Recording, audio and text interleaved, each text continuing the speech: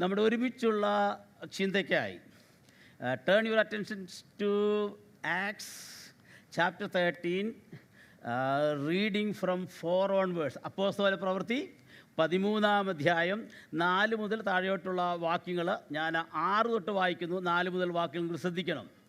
അവർ ദ്വീപിൽ കൂടി പഫോസ് വരെ ചെന്നപ്പോൾ ബറേഷ് എന്നു പേരുള്ള ഒരു യഹൂദനായി കള്ളപ്രവാചകനായൊരു വിദ്വാനെ കണ്ടു. അവൻ ബുദ്ധിമാനായ സെർഗോസ് പൗലോസ് എന്ന ദേശാധിപതിയോടുകൂടെയായിരുന്നു. അവൻ ബർന്നബാസിനെയും ശൗലിനെയും വരുത്തി ദൈവനം കേൾപ്പാൻ ആഗ്രഹിച്ചു. എന്നാൽ ഏലിമാസ് എന്ന വിദ്വാൻ, ഇതാകുന്നു അവൻ്റെ പേരിൻ്റെ അർത്ഥം, അവരോട് എതിർത്ത് നിന്ന് ദേശാധിപതിയുടെ വിശ്വാസം തടുത്തുകൊള്ളുവാൻ ശ്രമിച്ചു.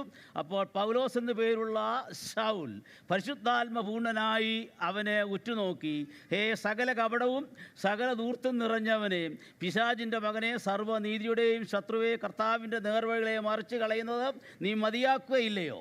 ഇപ്പോൾ കർത്താവിൻ്റെ കൈ നിൻ്റെ മേൽ വീഴും. നീ ഒരു സമയത്തേക്ക് സൂര്യനെ കാണാതെ കുരുടനായിരിക്കുമെന്ന് പറഞ്ഞു. ഉടനെ ഒരു തിമിരവും ഇരുട്ടും അവൻ്റെ മേൽ വീണു. കൈ പിടിച്ച് നടത്തുന്നവരെ തിരഞ്ഞുകൊണ്ട് അവൻ തപ്പി നടന്നു. ഈ ഉണ്ടായത് ദേശാധിപതി കണ്ടിട്ട് കർത്താവിൻ്റെ ഉപദേശത്തിൽ വിശ്വസിച്ചു. അപ്പോസ്തോലിക സഭ 5 നിലയിലുള്ള ശുശ്രൂഷ ചെയ്ത സഭയാണ്. Apostolic function, prophetic function, evangelistic function, teaching function and pastoral function. ഇത് 5ഉം എഫെസ്യ ലേഖനം 4-ാം അധ്യായം 11-12 വാക്യങ്ങളിൽ കർത്താവ് അപ്പോസ്തലന്മാരായും പ്രവാചകന്മാരായും സുവിശേഷകന്മാരായും ഇടയന്മാരായും ഉപദേഷ്ടാക്കന്മാരായും ദൈവം സഭയിൽ ദൈവജനത്തെ ഒരുക്കിയെടുക്കേണ്ടതിന് ദൈവമാക്കി വച്ചിട്ടുണ്ട്. ആക്കി വെച്ച ആ ശുശ്രൂഷയിൽ apostolic function is going, prophetic function is hearing from the Lord, evangelistic function is reaching out, and prophetic pastoral function is caring the people, and teaching function is preparing the people. ഇങ്ങനെ 5 നിലയിലുള്ള ശുശ്രൂഷയുണ്ട്. ഇവിടെ നാം വായിച്ച വേദഭാഗത്ത് ഞാൻ ഈ 13-ാം അധ്യായം ഒരു പ്രാവശ്യം അതിൻ്റെ ഇൻട്രഡക്ഷനായിട്ട് ചില കാര്യങ്ങൾ നിങ്ങളോട് പ്രസ്താവിക്കാനിടയായി. കഴിഞ്ഞ ആഴ്ച പാസ്റ്റർ ഡാഡു വളരെ കോംപ്രിഹെൻസീവായിട്ട് വിശദമായിട്ട് ആ കാര്യങ്ങൾ പ്രസ്താവിച്ചു. സമയത്തിൻ്റെ ചുരുക്കമുള്ളതുകൊണ്ട് ഞാൻ ഒരു ആലോചന മാത്രം ദൈവാത്മാവ് വ്യക്തമായി എന്നോട് കഴിഞ്ഞ ദിവസം ദൈവസഭയോടുള്ള ബന്ധത്തിൽ സംസാരിച്ചുകൊണ്ട് ആ ഒരു കാര്യം മാത്രം, ആ ഒരു ഫ്രേസ് മാത്രം എടുത്ത് പ്രസംഗിപ്പാനായിട്ടാണ് ഞാൻ ഇന്ന് പകൽക്കാലം ആഗ്രഹിക്കുന്നത്.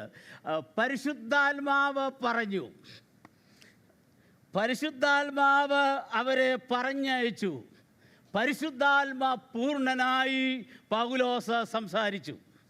Praise God. പരിശുദ്ധാത്മാവ് എൻ്റെ റോളാണ് നാം ഈ മിഷനറി ഫംഗ്ഷനിൽ നാം ഇവിടെ കാണുന്നത്.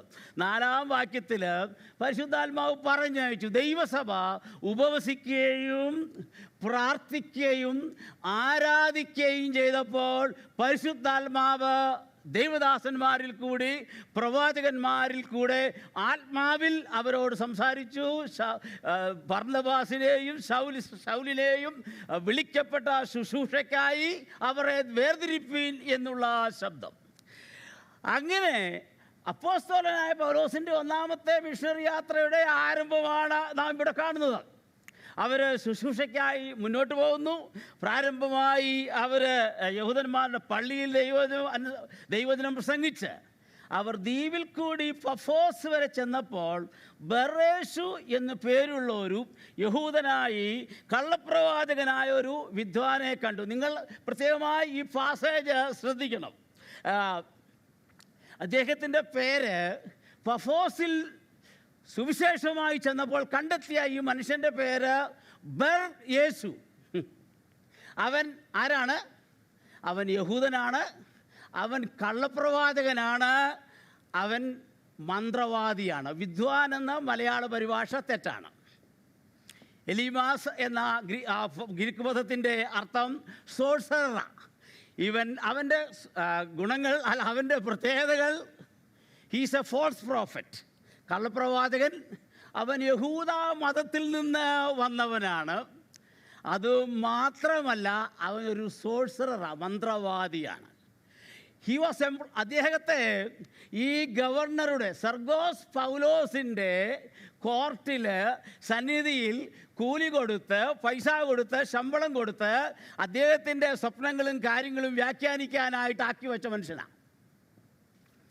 അവിടെ ശ്രദ്ധിക്കുക, ഈ മനുഷ്യൻ്റെ പേര്, ഈ ഗവർണറുടെ പേര് സർഗോസ് പൗലോസ്, മിഷണറിയുടെ പേര് പൗലോസ്, ഇദ്ദേഹത്തിൻ്റെ പേര് ബർ യേശു.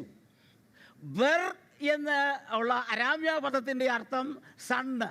ബർ യേശു മീൻസ് സൺ ഓഫ് ജീസസ്. യേശുവിൻ്റെ പുത്രനാണ് ഇവൻ്റെ പേര്. മനസ്സിലായല്ലോ? നമ്മുടെ ജയിലുകളിൽ ചെല്ലുമ്പോൾ പേരെന്നാന്ന് ചോദിച്ചാൽ പറയും ഇന്നസെൻ്റാ.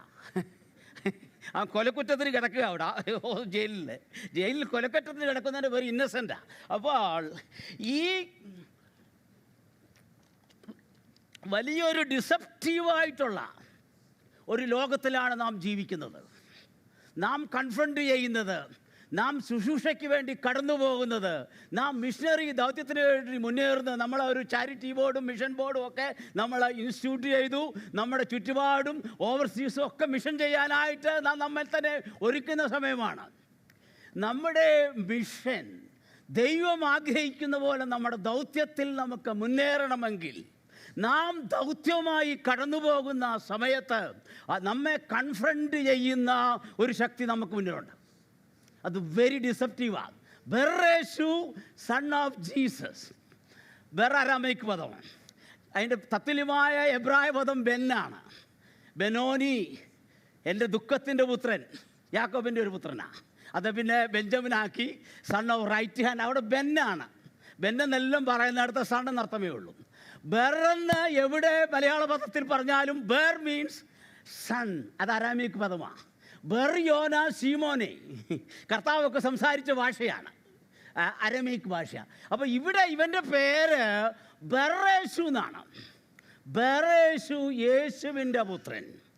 പൗലോസ് പരിശുദ്ധാത്മ പൂർണ്ണനായി കർത്താവിൻ്റെ വേലയ്ക്ക് വേണ്ടി മുന്നേറുന്ന സമയത്ത് ഇവനുമായിട്ട് കൺഫ്രണ്ടേഷൻ ഉണ്ടായി. പരിശുദ്ധാത്മാവിൻ്റെ നിറവിൽ പൗലോസ് പരിശുദ്ധാത്മാവ് നിറഞ്ഞ് സംസാരിച്ചു എന്നുള്ള ആദ്യത്തെ ഒക്കറൻസാണ് അപ്പോസ്തല പ്രവൃത്തിയിൽ. അനന്യാസിനോട് പറഞ്ഞു, അനന്യാസ് അവൻ ആത്മാവിനെ പ്രാപിക്കാൻ കൈവച്ച് 9-ാമത്തെ അധ്യായം വായിക്കുന്നുണ്ട്. എന്നാൽ പരിശുദ്ധാത്മ നിറവിൽ പരിശുദ്ധാത്മ പൂർണ്ണനായി അവനോട് സംസാരിച്ചു. പരിശുദ്ധാത്മ പൂർണ്ണനായി ദൈവത്തിൻ്റെ ആത്മാ നിറവിൽ ഈ ബെറേശുവിനോട് സംസാരിച്ചപ്പോൾ അവൻ മന്ത്രവാദം കൊണ്ടും തന്ത്രം കൊണ്ടും ക്ഷുദ്രപ്രയോഗങ്ങൾ കൊണ്ടും അവിടെ ഈ ഗവർണറുടെ കോർട്ടിൽ അവൻ്റെ കീശ നിറയ്ക്കുന്നവനാണ്. ഇവിടെ യഥാർത്ഥമായ ഒരു ദൈവദാസനുമായി യേശുവിൻ്റെ പുത്രനായ പൗലോസും, പ്രൈസ് ഗാഡ്, ഇവിടെ ബർന്നബാസുമായി കടന്ന് ചെല്ലുമ്പോൾ അവനുമായിട്ടുള്ള കൺഫ്രണ്ടേഷനാണ്. നാം ഉപവസിച്ചും പ്രാർത്ഥിച്ചും ദൈവമേൽപ്പിച്ച നമ്മുടെ ദൗത്യം നാം മുന്നേറി മുന്നോട്ട് ഓരോ സ്റ്റെപ്പുകളും വെക്കുമ്പോൾ നമ്മുടെ കർത്താവ് 40 ദിവസം ഉപവസിച്ചു. അത് കഴിഞ്ഞ് എന്ത് ചെയ്യുക? പിശാചിനാൽ പരീക്ഷിക്കപ്പെടുവാൻ അവനെ മരുഭൂമിയിലേക്ക് നടത്തി. മർക്കോസ് പറയുന്നത് കാട്ടുമൃഗങ്ങളോട് കൂടിയായിരുന്നു. അപ്പോൾ നാം മനസ്സിലാക്കേണ്ട ഒരു കാര്യം, നമ്മുടെ ആത്മീയ ജീവിതത്തിൻ്റെ മുന്നേറ്റത്തിൽ നമ്മുടെ പ്രാർത്ഥനയോ നമ്മുടെ ഉപവാസമോ നമ്മുടെ കർത്താവിനോടുള്ള സഹവാസമോ ഇതുകൊണ്ടൊന്നും നമുക്ക് പൈശാചിക പോരാട്ടങ്ങളിൽ നിന്ന് നമുക്ക് ഒഴിഞ്ഞിരിപ്പാൻ കഴിയത്തില്ല. Conflict and confrontation are the essential part of ministry. ഇത് രണ്ടുമുണ്ട്. അപ്പോൾ സകല പരീക്ഷയും തികച്ച ശേഷം പിശാച് കർത്താവിനെ വിട്ട് ഓടിപ്പോയി എന്ന് നാം സുവിശേഷങ്ങളിൽ വായിക്കുന്നുണ്ട്. അപ്പോൾ എന്നാൽ ഈ അന്യായ ശക്തികൾ നമ്മുടെ ജീവിതത്തിൻ്റെ മുന്നേറ്റത്തെ, നമ്മുടെ ആത്മീയ അനുഭവങ്ങളുടെ മുന്നേറ്റത്തെ, നമ്മുടെ ശുശ്രൂഷയുടെ മുന്നേറ്റത്തെ, നമ്മുടെ ദൗത്യത്തിൻ്റെ മുന്നേറ്റത്തെ തടയുന്ന അന്ധകാര ശക്തികളെ ഡിസേൺ ചെയ്യണമെങ്കിൽ, വിവേചിച്ചറിയണമെങ്കിൽ പരിശുദ്ധാത്മാവിൻ്റെ നിറവ് നമുക്ക് ആവശ്യമാണ്. പരിശുദ്ധാത്മാവിൻ്റെ നിറവില്ലാതെ നമുക്ക് വിജയകരമായ ഒരു ക്രിസ്തീയ ജീവിതം നയിക്കാൻ കഴിയുകയില്ല. ഹല്ലേലൂയ. അതിവിടെ വെളിപ്പെടുക. പരിശുദ്ധാത്മാവ് നിറഞ്ഞ ഉടനെ പൗലോസ് പുള്ളിക്കിട്ട പേര് അദ്ദേഹത്തിൻ്റെ പേരിൻ്റെ അർത്ഥം യേശുവിൻ്റെ മകൻ, ബറേശു. പൗലോസ് അവനെ വിളിച്ച പേര് പിശാചിൻ്റെ മകനെ. Hallelujah, praise God. അതാണ് വലിയ കോൺട്രാസ്റ്റാണ്, പിശാചിൻ്റെ മകനെ. അപ്പോൾ ഇതുപോലെയുള്ള പേരുകൊണ്ട് നമുക്കറിയാം, നമ്മുടെ സമൂഹത്തിൽ പേരുകൊണ്ട് പ്രവൃത്തി കൊണ്ട് ഒക്കെ ആരാ? ബെന്തിക്കോസാ. ദൈവമക്കൾക്ക് ഏറ്റവും ആവശ്യമായ കൃപ. നിങ്ങൾ പ്രവചനം പറഞ്ഞില്ലേലും, അന്യഭാഷ വ്യാഖ്യാനിച്ചില്ലെങ്കിലും, നിങ്ങൾ സൂപ്പർ നാച്ചുറലായിട്ടുള്ള മിനിസ്ട്രി ഒന്നും ചെയ്തില്ലെങ്കിലും, ദൈവമക്കൾക്ക് ക്രിസ്തീയ ജീവിതത്തിൽ നിലനിട്ട് മുന്നേറണമെങ്കിൽ വിവേചനമെന്ന കൃപ ധാരാളം ആവശ്യമാണ്. Glory, glory, glory.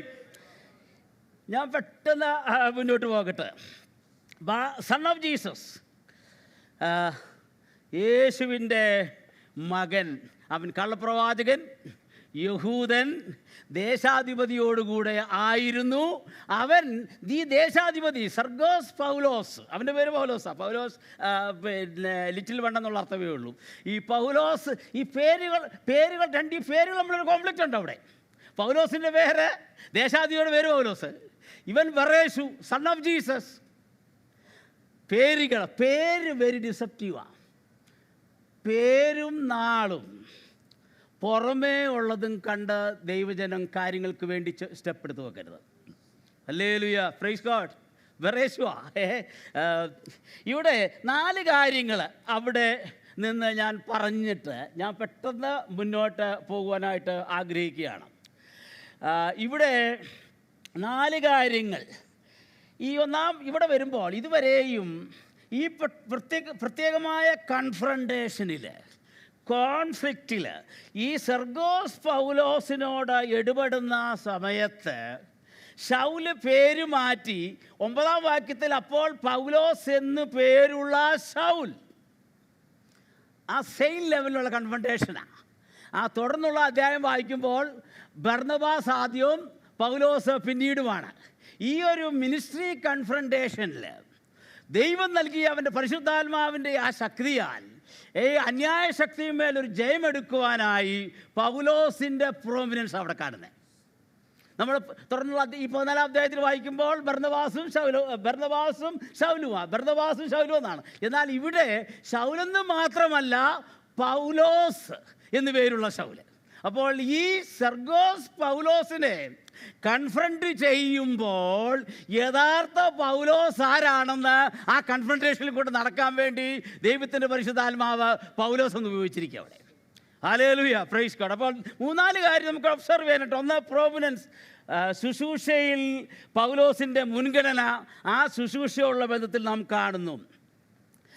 ഇദ്ദേഹം അത് ഗ്രീക്ക് നെയിം അഡോപ്റ്റ് ചെയ്യാണ്. ശൗൽ എന്നുള്ളത് നമുക്കറിയാം, അത് എബ്രായ പദമാണ്. ഇവിടെ ഗ്രീക്ക് പേര്, ഗ്രീക്കിലുള്ള നാമം താൻ എടുക്കുന്നു, പൗലോസ് എന്നുള്ള പേരെടുക്കുന്നു. 3, പൗലോസ് ആദ്യമായി ആത്മാവിൽ നിറയുന്ന ഒരു റെഫറൻസായത്. പൗലോസ് പരിശുദ്ധാത്മാ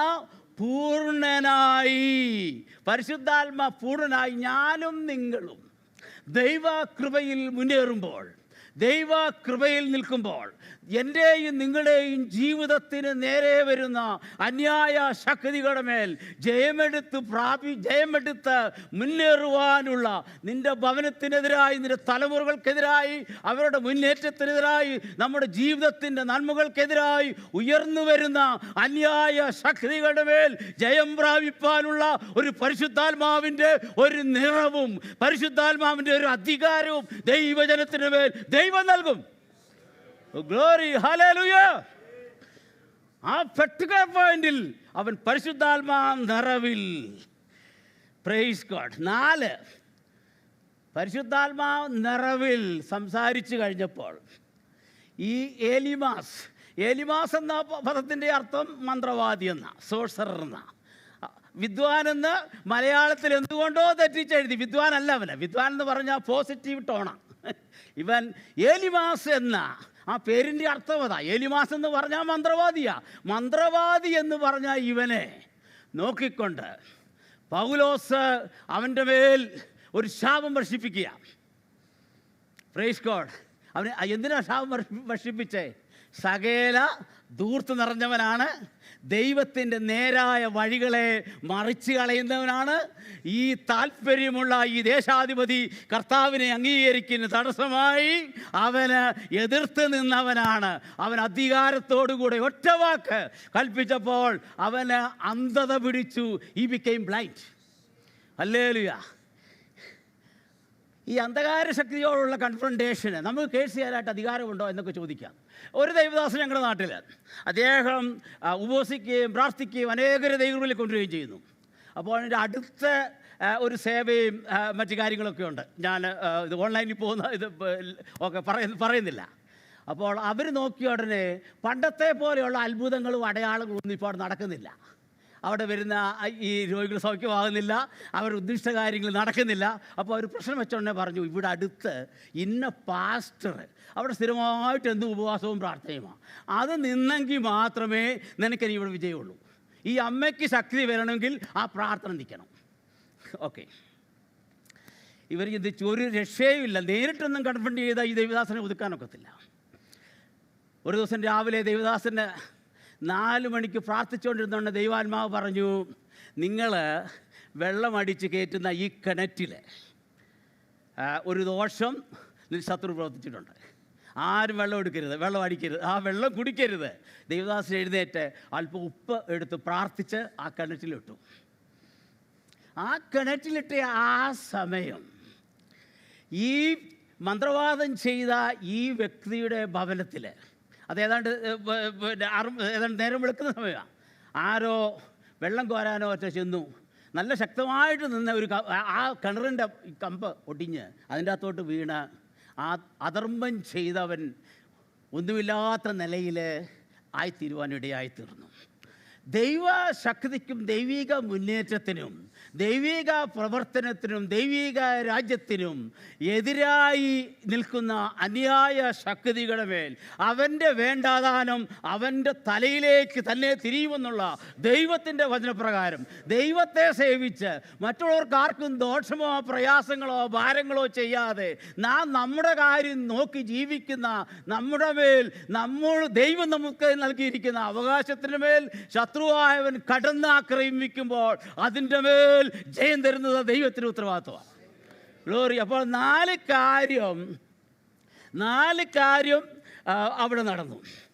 ഈ ആത്മമണ്ഡലത്തിൽ നാം കാണാത്ത ഒരാത്മമണ്ഡലമുണ്ട്, അദൃശ്യമായ ഒരു ആത്മമണ്ഡലമുണ്ട്. ഈ മണ്ഡലത്തിൽ നിന്നെല്ലാം നമുക്ക് പോരാട്ടുള്ളത് നമുക്കെല്ലാവർക്കും അറിയാം. അന്യായ ശക്തികളുടെ മേൽ അദൃശ്യ മണ്ഡലങ്ങളിൽ നാം ജയം പ്രാപിക്കണം. നമ്മുടെ കർത്താവ് പറഞ്ഞ ആത്മീയ തത്വം, ബലവാനെ പിടിച്ച് കെട്ടാതെ അവൻ്റെ വീട്ടിൽ കയറി ഒരുത്തനെ അവൻ്റെ വീട് കാക്കുക, സെക്യൂരിറ്റി ഫോഴ്സ്, അവന്മാരെ പിടിച്ച് കെട്ടിയെങ്കിലേ നമുക്ക് അതിൻ്റെ അകത്ത് കയറി കൊള്ളയെടുക്കാനായിട്ട് ഒക്കത്തുള്ളൂ. നാം റൗലറ്റിൽ നമ്മൾ ഇല്ലൻഡ് മിഷൻ, ഓവർസീസ് മിഷൻ ഇതൊക്കെ ചെയ്യുന്നുണ്ട്. ഈ ദേശത്ത് നാം ഈ ഒരു ബ്രേക്ക് ത്രൂ ഉണ്ടാകണമെങ്കിൽ, ഒരു മുന്നേറ്റം ഉണ്ടാകണമെങ്കിൽ നാം പ്രാർത്ഥിച്ചും ഒരിക്കലും മുന്നേറ്റമില്ലാത്ത വിഷയത്തിൽ നമുക്ക് ഒരു മുന്നേറ്റം ഉണ്ടാകണമെങ്കിൽ ഈ നമ്മുടെ ദേശത്ത് വ്യാപരിക്കുന്ന, നമ്മുടെ ക്രിസ്തീയ ജീവിതത്തോട് പോരാടുന്ന, നമ്മുടെ ആത്മീയ മണ്ഡലങ്ങളോട് പോരാടുന്ന ശക്തികളുടെ മേൽ പ്രാർത്ഥനയോടും ഉപവാസത്തോടും ആത്മാവിൻ്റെ ശക്തിയോടും അധികാരം പ്രാപിച്ചെങ്കിൽ മാത്രമേ നാം ആഗ്രഹിക്കുന്ന നിലയിലുള്ള മുന്നേറ്റം ഉണ്ടാകുകയുള്ളൂ. Glory glory hallelujah.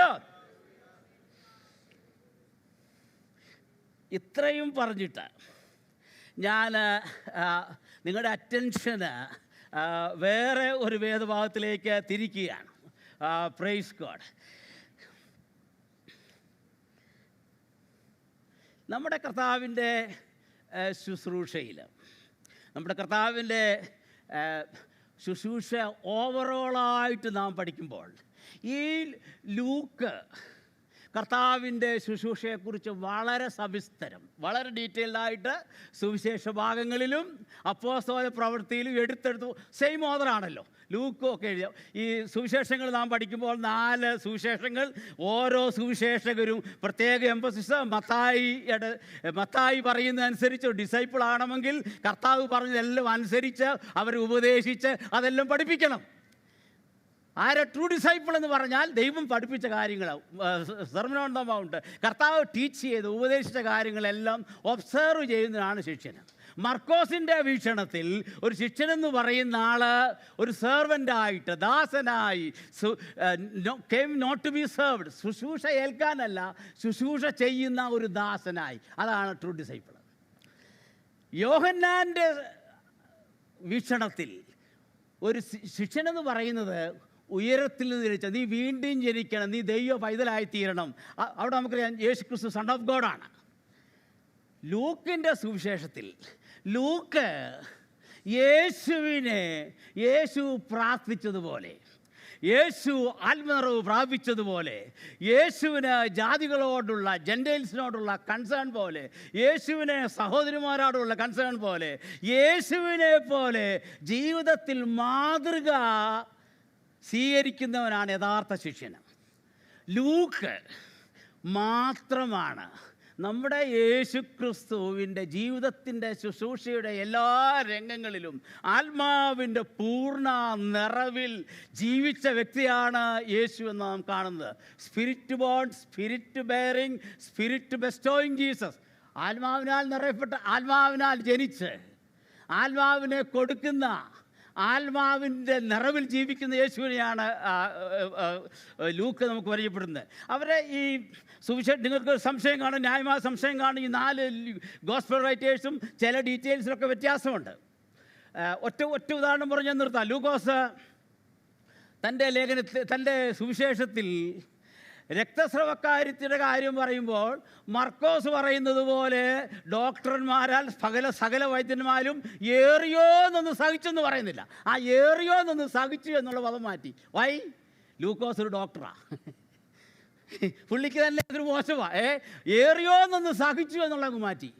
പുള്ളി ഡോക്ടറായതുകൊണ്ട് മർക്കോസ് പറയുന്നു, മർക്കോസ് സാധാരണക്കാരനാണ്. മർക്കോസ് പറയുന്നു ശീമോൻ്റെ അമ്മാവിയമ്മ പനി പിടിച്ച് കിടന്നു.